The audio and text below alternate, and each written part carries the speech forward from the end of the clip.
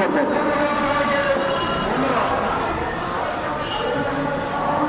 দুঃখিত, শাহাদাত ভাই অসুস্থতার কারণে উনি বলতে পারবেন না।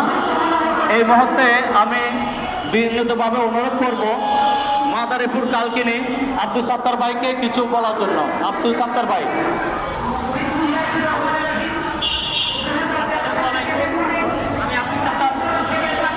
আসসালামু আলাইকুম, আমি আব্দুল সাত্তার, কালকিনি মাদারীপুর।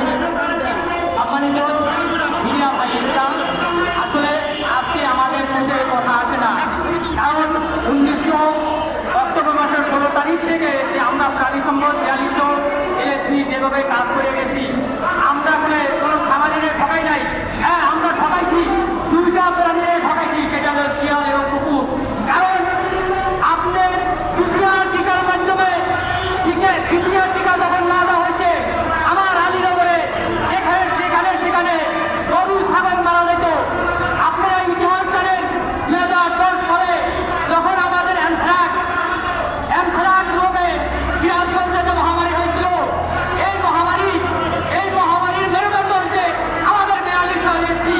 কারণ আমাদের যখন কর্মস্থলে ঢুকানো হচ্ছে, তখন মধ্যে পাশাপাশি কোনো কাজ করা যাবে না, আপনারা জীবন দিয়ে কাজ করে যান, আপনাদের লাইফ গ্যারান্টি কাজ করতে পারবেন। আজকে আমাদের